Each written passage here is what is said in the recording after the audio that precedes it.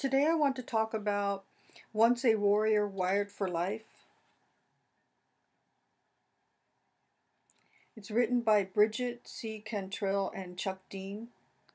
And I wanted to read two parts of this book, the introduction and a quote by Chuck Dean is written in the book.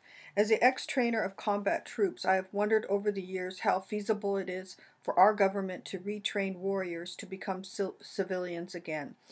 If it is possible, and I certainly believe it is, then why has it not been implemented? It seems like a critical supplement to any training program our troops undertake. And this is written on page 22. I asked one retired Marine colonel about this, and I was amazed when he answered, what a profound idea.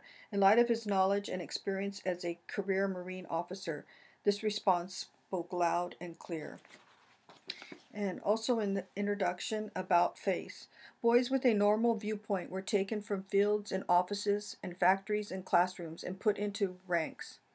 There they were remolded. They were made over, they were made to about face, to regard murder as the order of the day. They were put shoulder to shoulder, and through mass psychology they were entirely changed. We used them for a couple of years and trained them to think nothing at all of killing and of being killed. Then suddenly we discharged them and told them to make another about face. This time they had to do their own readjusting without mass psychology, without officers' aid and advice, without nationwide propaganda. We didn't need them anymore, so we scattered them about without any speeches or parades. Many, too many, of these fine young boys were eventually destroyed mentally because they could not make that final about face alone.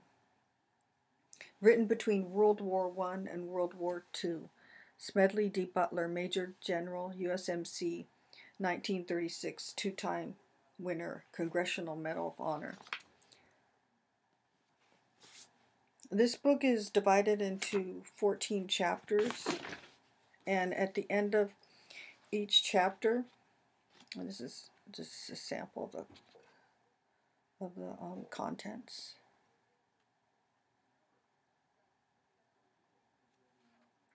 And it's another one, 13, 14, and 15.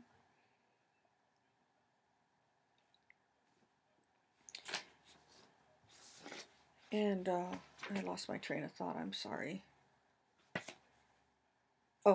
Yeah, they have reflection and review at the end of each chapter to kind of put into practical advice. But the book is really well written. It's also meant to be used as a tool, taking the parts that maybe that is a particular need for any man or woman, and of any, not just the Marines, but of any of the armed services. It can be helpful. And just found it really well written and well organized and easy to read, and a good start for someone that may be struggling with a return to civilian life, because it is difficult.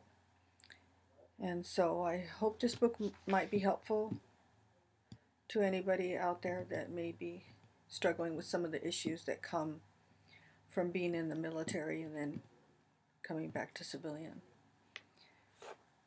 life.